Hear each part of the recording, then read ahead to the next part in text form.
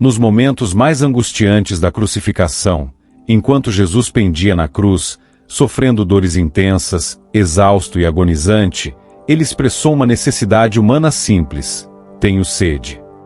No entanto, sua súplica recebeu uma resposta cruel. Um soldado romano pegou uma esponja, mergulhou-a em vinagre, usando uma vara, levou-o até os lábios de Jesus. Após beber o vinagre, Jesus declarou: está consumado. Nesse instante, entregou seu espírito. Esse momento carrega um simbolismo profundo e uma ironia cruel.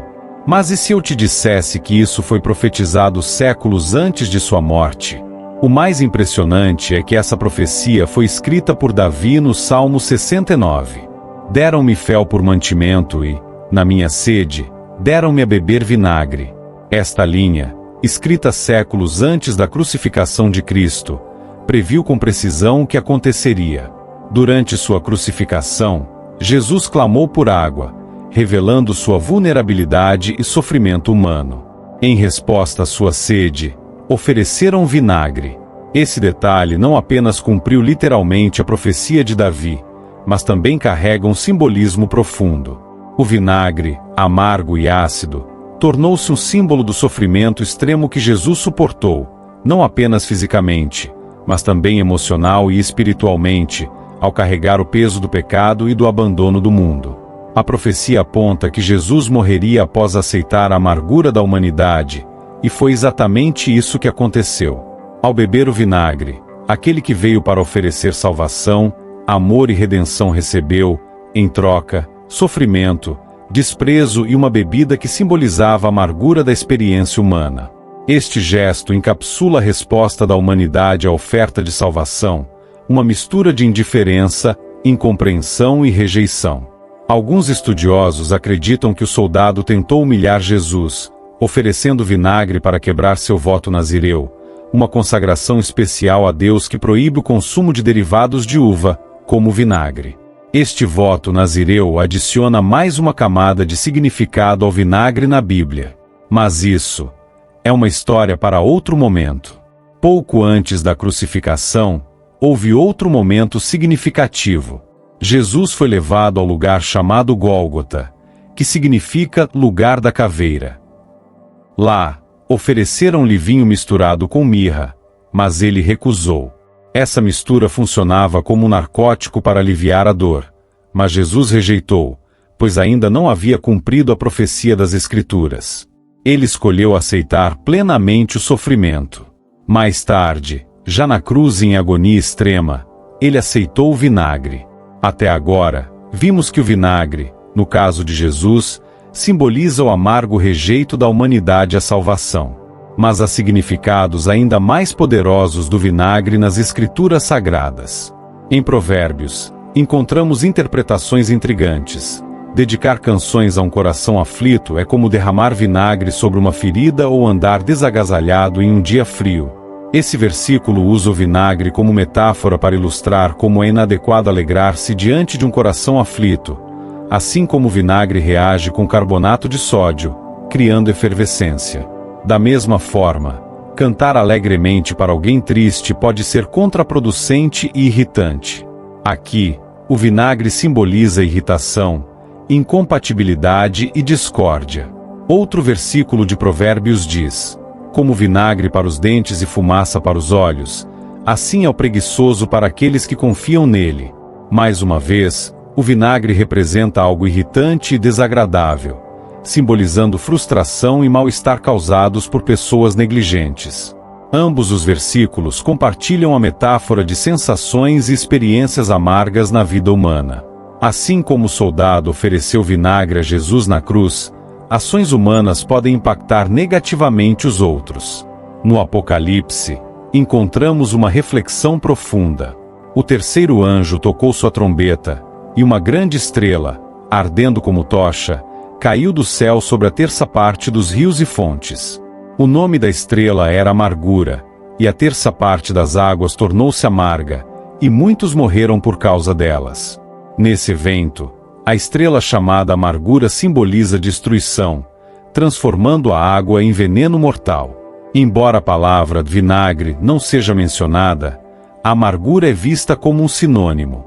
Tanto o absinto quanto o vinagre simbolizam amargura. No caso do absinto, trata-se de uma amargura que leva à morte e à destruição, refletindo as consequências do pecado e da maldade no mundo. Assim, tanto o vinagre quanto o absinto são símbolos de purificação e renovação espiritual profundas. O vinagre oferecido a Jesus simboliza a amargura do sofrimento humano e o custo da redenção, no qual Jesus aceita receber e pagar pelos pecados da humanidade.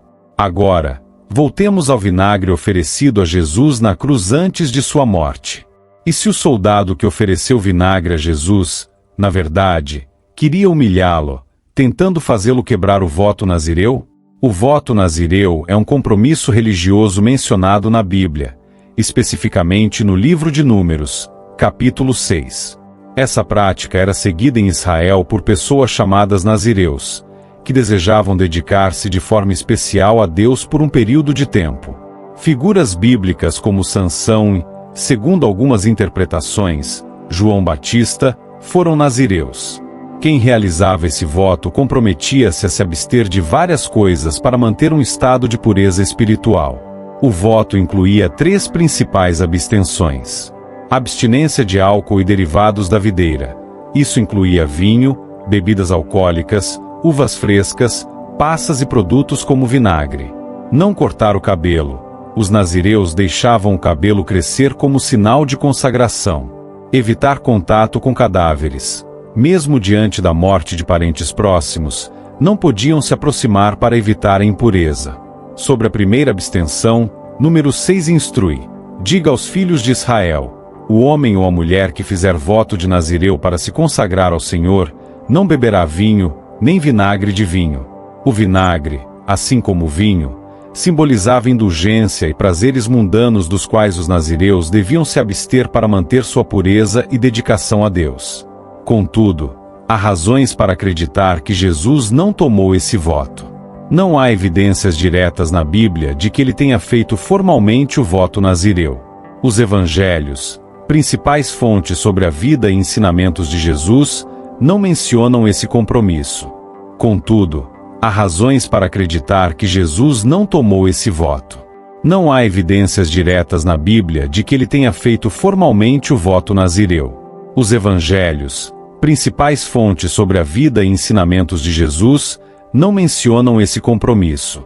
Além disso, Jesus bebia vinho, como registrado nas bodas de Caná e na última ceia, o que seria incompatível com as restrições do voto nazireu.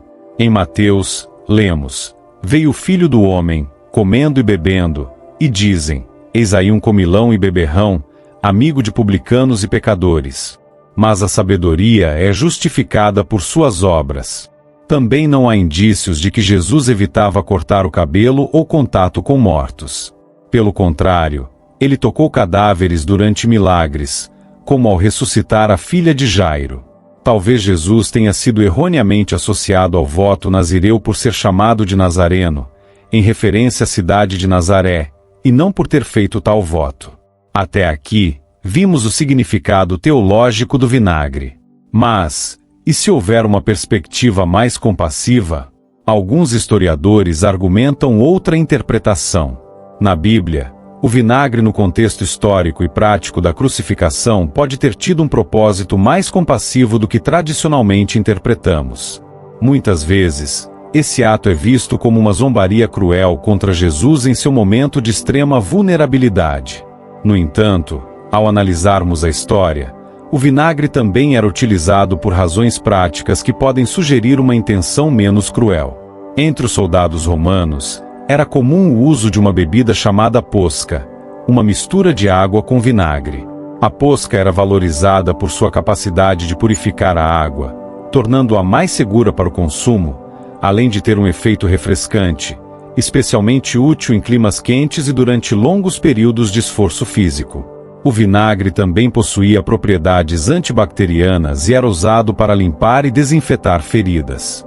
Isso levanta a possibilidade de que o soldado que ofereceu a esponja embebida em vinagre a Jesus poderia ter tido a intenção rudimentar de aliviar ou limpar suas feridas. Considerando as severas flagelações e ferimentos que Jesus sofreu antes e durante a crucificação, o vinagre pode ter sido aplicado como uma forma limitada de cuidado médico na época. Assim, embora tradicionalmente o oferecimento de vinagre seja visto como um ato de humilhação, uma análise das práticas romanas sugere uma perspectiva mais complexa e matizada. Esse gesto, mesmo que carregado de simbolismo doloroso, nos permite refletir sobre as múltiplas camadas de significado envolvidas no sacrifício de Jesus, desde a crueza da época até as dimensões espirituais e humanas do sofrimento. Neste vídeo, exploramos profundamente o simbolismo e o contexto histórico do vinagre na crucificação. Tradicionalmente interpretado como um ato de desprezo, também consideramos a possibilidade de que pudesse ter sido uma tentativa primitiva de aliviar o sofrimento de Jesus, dadas as propriedades desinfetantes e refrescantes do vinagre. Além disso, mostramos como esse momento cumpriu profecias bíblicas e simbolizou a amargura do sacrifício de Jesus. Este gesto, visto como cruel ou compassivo, ilustra a complexa interação entre história, cultura e espiritualidade nos relatos bíblicos. Ele nos lembra da importância de enxergar além da superfície para entender as múltiplas camadas de significado em um único ato.